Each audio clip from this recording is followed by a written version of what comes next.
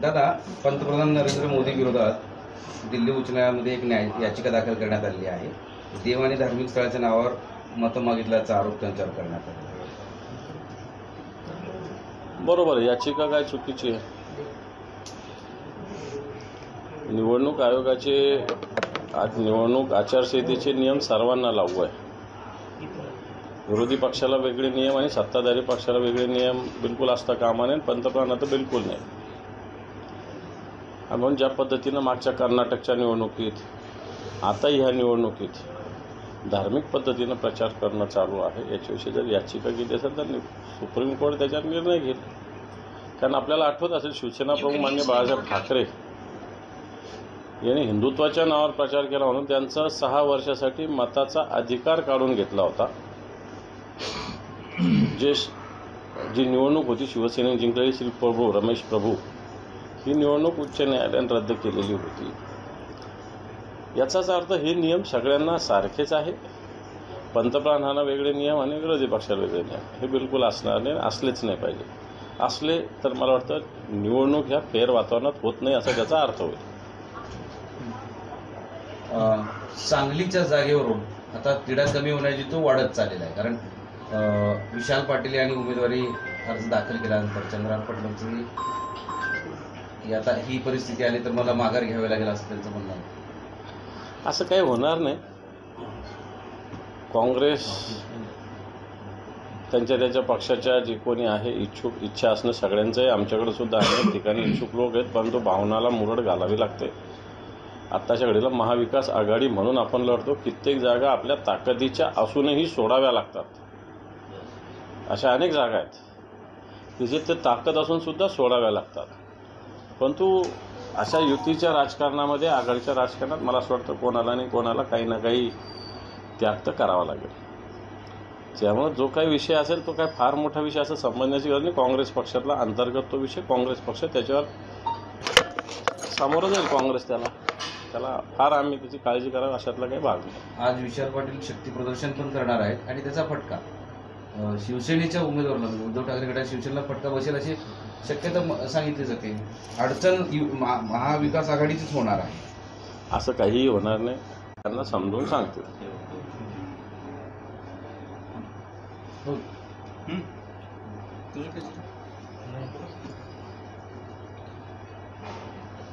महत्वाच्या विषयाकडे दुर्लक्ष होतंय निवडणुकीच्या काळात. एक तर दुधाला जे 5 रुपये अनुदान द्यायचं सरकारने जाहीर केलेलं होतं प्रति लिटर, याची सगळं सॉफ्टवेअर बंद आहेत. 80% लोकांना अजूनही दुधाचं अनुदान मिळालेलं नाही. आत्ता गारपीट झाली बऱ्याच भागामध्ये, त्याच्याकडे सुद्धा सरकारचं दुर्लक्ष आहे. अनेक गावात टँकरने पाणी पुरवठा करावा लागतो. टँकरच्या परमिशनसुद्धा वेगळ्या ठिकाणी गतीनं होत नाही. सरकार पूर्णपणे राजकारणात गुंतलेलं आहे. अधिकारी राजकारणात गुंतले की काय अशा प्रकारची शंका निर्माण होते. कारण जनतेला या सगळ्या गोष्टीचा त्रास होतो आहे. विशेषतः दुधाचं अनुदान ताबडतोब मिळालं पाहिजे, आणि कारण ते प्रोसेसमध्ये आहे. आणि दुसरी गोष्ट, ज्या ज्या गावात टँकर आहे मला वाटतं त्याचा ताबडतोब टँकर देण्याची भूमिका सरकारने घेतली पाहिजे.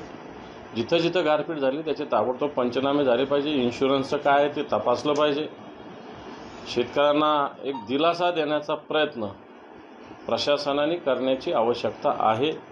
या संदर्भात आज किंवा उद्या लवकरच निवडणूक आयोगाला भेटून अशा पद्धतीनं एक सरकारला निर्देश देण्याची भूमिका आम्ही घेऊ. पण या सगळ्या परिस्थितीमध्ये अधिकारी आता असं सांगतायत की आचारसंहिता लागू झाल्यामुळे मदतीबाबत आम्ही काही सांगू शकणार नाही. सरकार त्या संदर्भातला निर्णय घेईल असं काही शक्यता दिसत नाही. आणि म्हणून सगळी पंचनाम्या संदर्भात सुद्धा चालढकल सुरू आहे. आणि आचारसंहितेचा आधार घेऊन सरकार पण कुठली भूमिका घेत नाही. ते पण अत्यावश्यक ज्या बाबी आहे त्याला कुठे अडथळा निवडणूक आयोग कधीच निर्माण करत नाही. पंचनामे करायला प्रशासनाला कोणी रोखलेलं आहे? पंचनामे रुटीन प्रोसेस आहे. कुठे नुकसान झालं तर त्याचा पंचनामा व्हावा, ही रुटीन प्रोसेस आहे. कलेक्टरांशी सुद्धा मी संभाजीनगरच्या कलेक्टरांशी बोललो, पण बाहेर सुद्धा अनेक ठिकाणी अशा पद्धतीने, काल मी जालना परभणी भागामध्ये होतो, त्या भागात सुद्धा अशी अनेक ठिकाणी गारपीट झालेली आहे. कित्येक कांदा बियाचं नुकसान झालं, पिकाचं नुकसान झालं. मला वाटतं त्याला एक आधार देण्याची आवश्यकता निश्चित आहे. एका शेतकऱ्याने आत्महत्या केली की वीज वितरण कंपनीच्या अधिकाऱ्यांनी सपोर्ट केला नाही, तिथली वीज कापली आणि या सगळ्या परिस्थितीमध्ये सहकार्य करायला कुणीच तयार नाही म्हणून शेतकऱ्यांनी आत्महत्या केली. हे तर चालू आहे ना. या महाराष्ट्रात सरकार नाही अशातली स्थिती निर्माण झालेली आहे ना. का निवडणुकाच्या काळामध्ये काय काम करू नये असं थोडी ठरलेलं असतं. सरकारच्या अंडर सगळे चीफ सेक्रेटरी यांनी या सगळ्या गोष्टी करण्याची आवश्यकता आहे. पण सरकारला काही करायचंच नाही दिसत, प्रशासनाला काही करायचंच नाही दिसत आहे. आता रात बांधून बसलेले आहेत सगळे.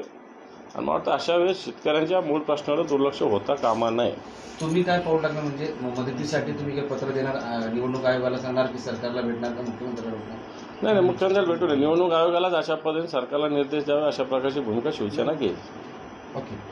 काल पंतप्रधानांची पत्रकार परिषद म्हणजे ही मुलाखत तुम्ही पाहिली असेल? नाही. इलेक्ट्रिक बॉन्डच्या संदर्भात ते असं म्हणतायत की 37% केवळ भाजपला मिळाले, उर्वरित विरोधी विरोधी पक्षाला मिळालेला आहे. आणि त्याचा अर्थ असा नाही की जो काळा पैसा होता तो इलेक्ट्रिक बॉन्डच्या माध्यमातून राजकीय पक्षाला यावा, कारण खर्च हा कोट्यवधीच्या घरामध्ये सगळ्याच पक्षात चालला असं त्यांचं म्हणणं. जे पारदर्शकपणा पंतप्रधानांचं म्हणणं चुकीचं आहे असं मी म्हणणार नाही. परंतु भारतीय जनता पार्टीला जे इलेक्ट्रो बॉन्ड मिळालेले आहेत, हे इलेक्ट्रो बॉन्ड सहजपणे मिळालेले नाहीत. पुरावे आहे, रेकॉर्ड आहे. हळूहळू सगळ्या सभेत आम्ही दाखवू. आत्तासुद्धा माझ्याकडे आहे की ज्या कंपन्यांना ईडीची नोटीस, ईडीची धाड, CBIची नोटीस, इन्कम टॅक्सची नोटीस आली, त्याच कंपन्यांनी 4-4 दिवसामध्ये भारतीय जनता पार्टीला इलेक्ट्रो बॉन्ड दिलेले. आमचं ऑब्जेक्शन इथं आहे. इलेक्ट्रो बॉन्ड घ्यायला आमचं ऑब्जेक्शन मुळीच नाही कोणत्याच राजकीय पक्षाने. त्याचप्रमाणे ज्यांना जसं चंदा दो और धंदा लो, काही मोठ्या आता मेगा इंजिनिअरिंग कंपनी या मराठवाड्यातलं महाराष्ट्रातलं मोठं जिथं जागतं उदाहरण आहे. सौर ऊर्जेचं मराठवाड्यातलं 3000 हेक्टर जमीन या कंपनीला एकटीला दिलेली आहे. दुसऱ्या कंपन्या काम करत नाही का? ही कंपनी, काल मी तिकडं परतूर वगैरे भागामध्ये होते, शेगाव पंढरपूर रस्ता मेगा इंजिनिअरिंग कंपनीने केला. आज धुरा सोडून ही कंपनी पळून गेली. कित्येक ब्रिजेस यानं केले नाही. रस्ता खराब झाला 2 वर्षात. कारवाई करत नाही, कारण या कंपनीनं मोठ्या प्रमाणावर इलेक्ट्रो बॉन्ड भारतीय जनता पार्टीला दिलेले आहे. आमचं ऑब्जेक्शन इथंच आहे. इलेक्ट्रो बॉन्ड घ्यायला आमचं ऑब्जेक्शन नाही. इलेक्ट्रो बॉन्डवर बंदी करा असं आमचं म्हणणं नाही. पण चंदा लो और धंदा दो. धंदा त्यांना दिला त्या कंपन्याला, यांना चंदा मिळाला.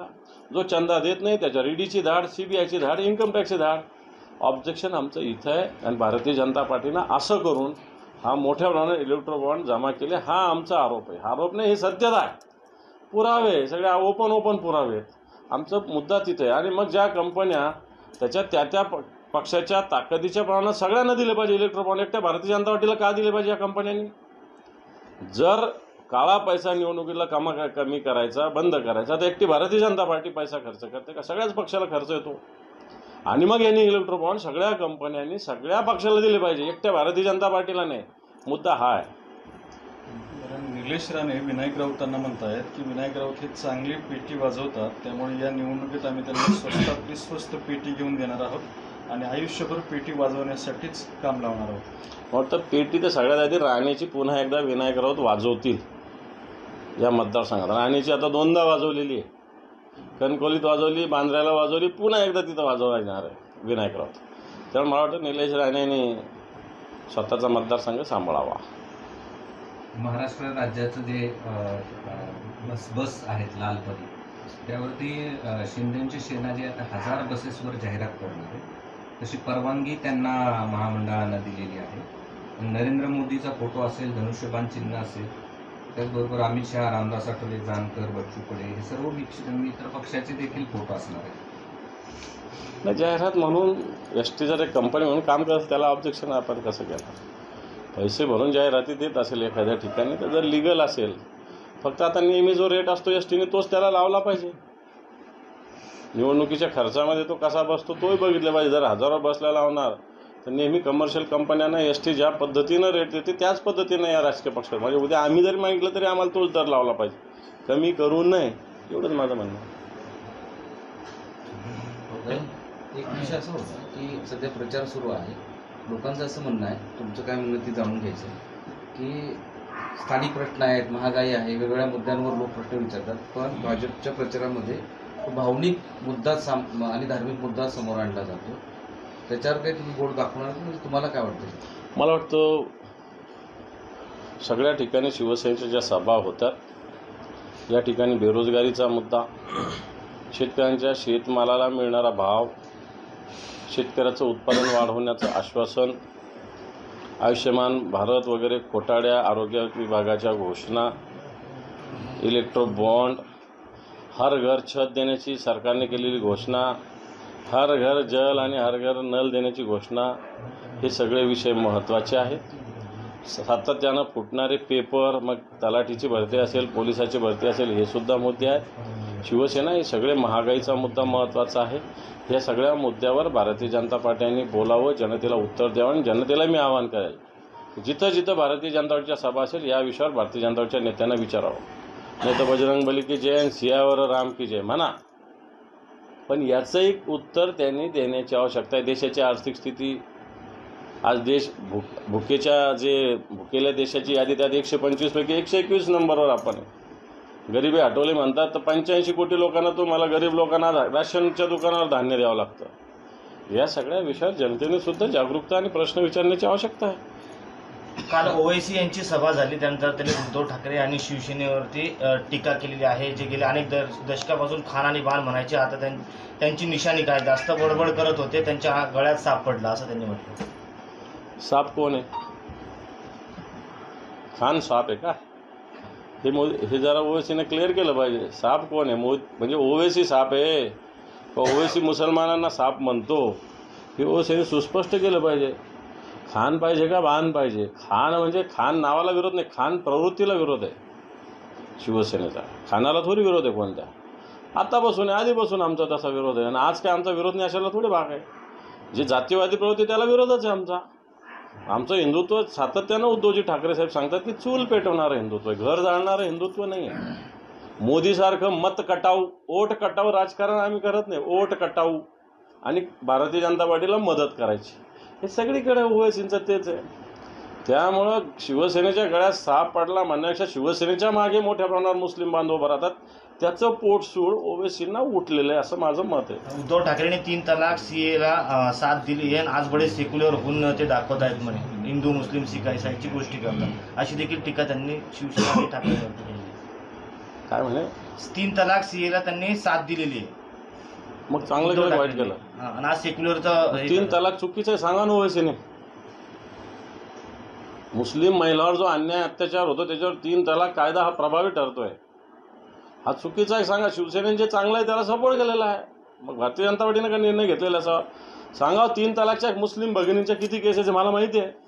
मुंबईमध्ये किती केसेस आहे, संभाजीनगरात किती केसेस आहे, किती मुस्लिम भगिनी आमच्या कार्यालयात पण येत असतात. फरक पडलेला आहे त्याच्यामुळे. मुस्लिम भगिनीच्यावर अन्याय जो होतोय त्याच्यावर निश्चित फरक पडलेला आहे.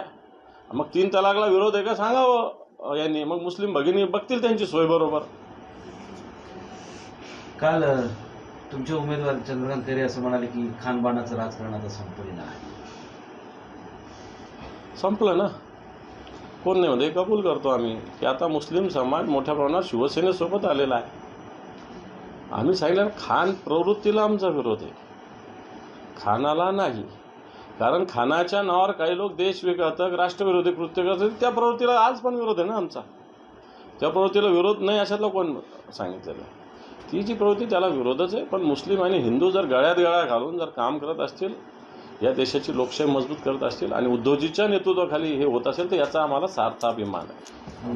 गेल्या 25 वर्षांपासून मराठवाडा सांस्कृतिक मंडळावरून हा प्रश्न बाळासाहेबांनी विचारलेला होता, काय तुम्हाला खान पाहिजे की बाण पाहिजे? बरोबर आहे ना. त्यावेळेस या शहरामध्ये मुस्लिम समाजाची एक धार्मिक उन्माद होता. ज्या शिवसेना प्रमुखांनी प्रश्न विचारला त्यावेळेस या संभाजीनगरमध्ये मुस्लिम समाजाचा एक उच्छाद होता. मुस्लिमांची गुंडगिरी मोठ्या प्रमाणावर होती, काही गुंडांची. ती शिवसेनेने त्यावेळेस संपवलेली आहे आणि म्हणून त्या शिवसेना प्रमुखांनी हा प्रश्न विचारलेला आहे. त्यात काय चूक आहे? आता संपलं खान आणि बाण. हे पहा, आम्ही सांगितलं खानच्या प्रवृत्ती जी आहे तिला आमचा विरोध आहे, मुस्लिमांना विरोध नाही. सुस्पष्टपणे सगळ्यांसमोर सांगतो. पण यावर तुमच्या विरोधकांकडून म्हणजे शिवसेनेचे प्रवक्ते म्हणताय की तुम्ही आता मतासाठी लाचार झालेला आहात. तुम्ही हिंदुत्व म्हणत होते, आता हे तुमचं लाचार हिंदुत्व आहे. राष्ट्रवादी काँग्रेस अजितदादा फार कडवट हिंदुत्वादी, त्याच्या मांडीला लावून असतं, आम्हाला शिकवायची गरज नाही. वंचित बहुजन आघाडीचे उमेदवार अफसर खान हे औरंगजेबाच्या कबरीवर गेले तर ते आदर्श होते असं ते म्हणाले. हे पण आता नेहमी ते औरंगजेब काढण्यात काय अर्थ नाही. रोज औरंगजेबाच्या कबरीवर गेले, औरंगजेबाच्या कबरीवर गेले. हे काय या म्हणण्याला काय करा, रोज ती काय नुसतं कोणतरी न्यूज बनवण्यासाठी ते औरंगजेबची कबर करत असतं. नाही पण तुमचं असं म्हणणं आहे का एकदाची ती कबर बंद करण्याचे, खोलून द्या, सगळ्यांना दर्शन घेत करून द्या, काय करायचं पण ते टुरिस्ट प्लेस आहे आपल्या इथलं. आपल्या इथलं टुरिस्ट प्लेस आहे, त्याला काय धार्मिक थोडी आपण समजतो. सगळे आता जात होतो ना, तुम्ही लहानपणी आम्ही ट्रिपला गेलोच आहे ना तिथं. तर नाही गेलं सांग बरं, कोण नाही गेलं याच्यातलं बसले, सगळे गेले. तुम्ही आता एका आम्ही काय दर्शन करायला जातो की झोपायला जातो का डोकं टेकवायला जातो, पाहायला जातो, त्याला काय नाही तर पण ते हे सारखं होऊ नये, याच्या बातम्या होऊ नये आणि हे उगाच चर्चेचा विषय होऊ नये म्हणून एकदाच खुलं करा. मला असं वाटतं, मला वाटतं याच्याविषयी उद्धवजी ठाकरे साहेबांनी एकदा सुस्पष्ट भूमिका मांडलेली. तीच ती औरंगजेबाची कबर, तिच्या गेलं. ज्याला जायचं त्याला जाऊ द्या, आपल्याला काय करायचं त्याच्याशी. अफसर खानला आवडतात ते तर जाऊ द्या. पण आम्ही उद्धवजीनंच या संस्थीमंडळावर सांगितलेलं आहे की आम्हाला जो काश्मीरमध्ये लढणारा औरंगजेब प्रिय आहे, हा संभाजी महाराजाचा छळ करणारा औरंगजेब आम्हाला प्रिय नाही, ही भूमिका आमची आहे. एबीपी माझा, उघडा डोळे बघा नीट.